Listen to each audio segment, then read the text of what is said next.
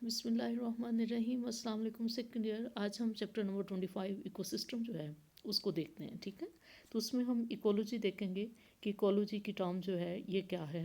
तो इकोलॉजी जो है ये ग्रीक वर्ड इकोस से है, ठीक है, जिसका मतलब है फैमिली हाउस होल्ड। ठीक है, लॉजी जो है उसका मतलब है स्टडी।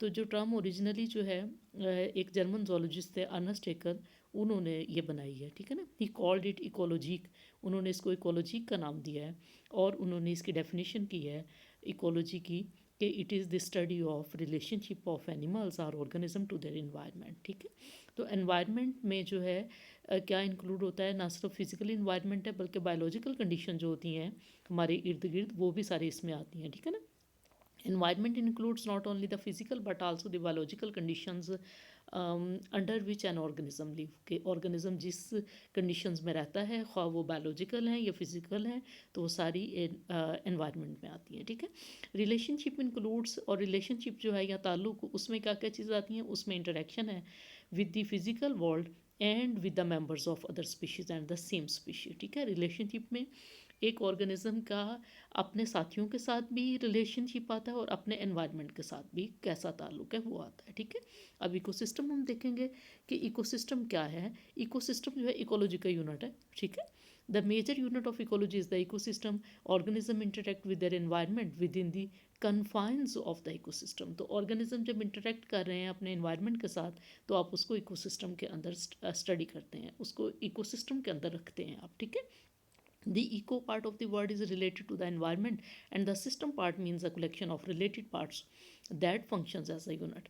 तो eco का मतलब जो है वो environment से related है और system से मुराद वो तमाम related parts हैं जो फंक्शंस करते हैं एक यूनिट के तौर पे। ठीक है, यानी कि एक यूनिट के तौर पे जब वो एक्ट करते हैं तमाम पार्ट्स, तो वो इकोसिस्टम कहला रहे हैं। ठीक है, the ecosystem consist of two basic interacting components. Ecosystem के दो कंपोनेंट्स हैं बेसिक। कौन से?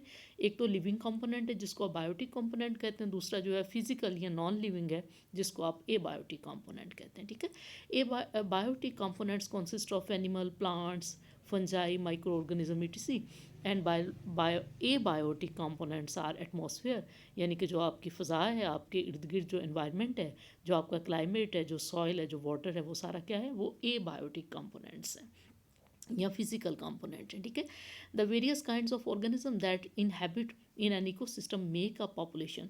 तो जो मुख्तलिफ तरह के जो ऑर्गेनिजम्स हैं किसी जगह पे जो रहते हैं, किसी इकोसिस्टम में जो रहते हैं, तो वो अपनी पॉपुलेशन बनाते हैं। ठीक है ना, तो ये वाली चीज़ आपने जो है कि पिछले चैप्टर में भी देखी है, फर्स्ट ईयर में भी आपने देखा हुआ है। तो पॉपुलेशन जो होती है क्या होती है कि सेम स्पीशी के जो इंडिविजुअल जो किसी ख़ास जगह पे ख़ास टाइम में जब रह रहे हों, तो वो फिर जो है वो पॉपुलेशन है। ठीक है ना, population of plants and animal in ecosystem do not function independently of each other. तो जो प्लांट्स और एनिमल्स की जो पॉपुलेशन है एक इकोसिस्टम में जब वो रह रहे हैं, तो तब वो हम ये नहीं कह सकते कि वो इंडिपेंडेंट यूनिट है। ठीक है, वो एक दूसरे के ऊपर डिपेंड कर रहे होते हैं। ठीक है, सम पॉपुलेशंस compete विद, और जो एक दूसरे के ऊपर डिपेंड कर रहे होते हैं, ये एक दूसरे के साथ ताल्लुकदारी के साथ रह रहे हैं, तो उनके आपस में जो ताल्लुक है वो कैसा है। ठीक है, तो कुछ पॉपुलेशन जो होती हैं वो आपस में compete करती हैं रिसोर्स की वजह से। ठीक है, यानी कि जो ज़राए हैं वो महदूद हैं और मुख्तलिफ ऑर्गेनिज़म्स की जो पॉपुलेशंस हैं वो फिर फ़ाइट कर रही हैं अगर उन रिसोर्स के लिए। ठीक है, और वो रिसोर्स जो हैं वो ज़राए क्या हैं, वो फूड भी हो सकते हैं, वाटर भी और स्पेस भी। ठीक है ना, यानी कि खुराक और मकान का झगड़ा हो सकता है। ठीक है ना, in some cases one population is the food resource for another. और बाज़ात ये होता है कि एक पॉपुलेशन जो है किसी एक स्पीशी की जो पॉपुलेशन है वो दूसरी स्पीशी की पॉपुलेशन के लिए फूड का सोर्स है। ठीक है ना, जैसे प्लांट्स जो होते हैं हर्बीवोर्स के फूड का सोर्स हैं। ठीक है ना, या माउस जो है वो कैट के लिए फूड का सोर्स हैं। ठीक है ना, इसी तरह बाकी ऑर्गेनिज्म भी आप जानते हैं। टू पॉपुलेशंस में म्यूचुअली बेनिफिट ईच अदर, और बाज़ात उनका आपस में जो ताल्लुक है वो म्यूचुअल बेनिफिट का भी हो सकता है। ठीक है ना, कि दोनों एक दूसरे को फ़ायदा दे रहे हों, कि मिल के रह रहे हों, दोनों फ़ायदा दे रहे हैं। Are population within an ecosystem are known as community. और जितने फिर पॉपुलेशन एक जितनी भी पॉपुलेशंस मुख्तलिफ स्पीशीज़ की एक जगह पे ख़ास टाइम में जब रह रही हैं, तो वो फिर कम्युनिटी बनाती हैं वहाँ की। ठीक है ना, and are in one or another manner interconnected to one another. तो ये एक किसी न किसी हवाले से ये एक दूसरे के साथ इंटरकनेक्टेड होती हैं, एक दूसरे के साथ इनका ताल्लुक़ होता है।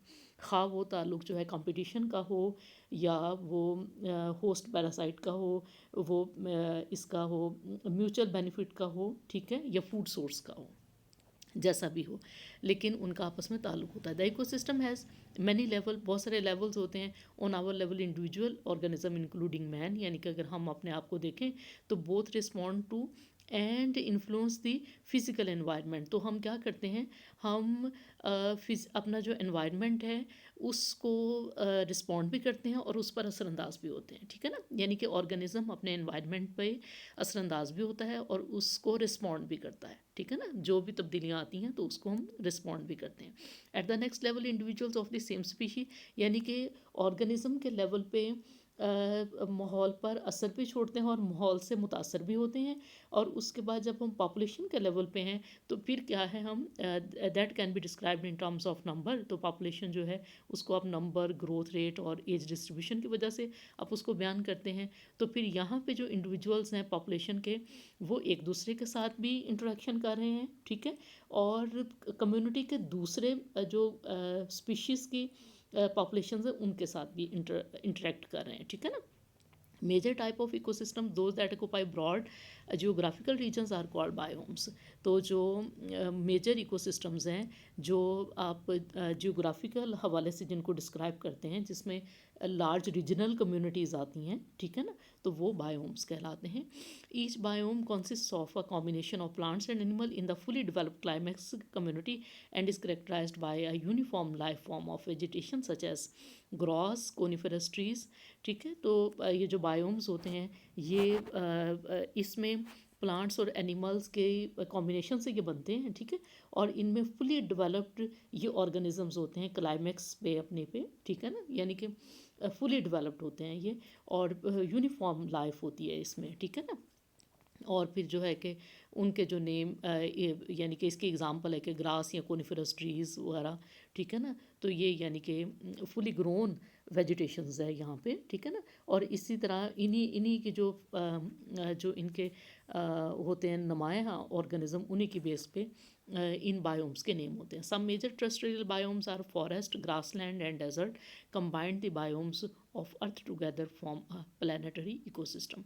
तो ये जो बायोम्स हैं ये फिर जब इकट्ठे होते हैं, ठीक है ना, तो ये जब कॉम्बिनेशन में है तो उस वक्त ये पूरे कुराए ज़मीन का जो हमारा प्लानिटरी इकोसिस्टम है वो बनाते हैं, ठीक है ना, हमारे अर्थ का इकोसिस्टम बनाते हैं, ठीक है।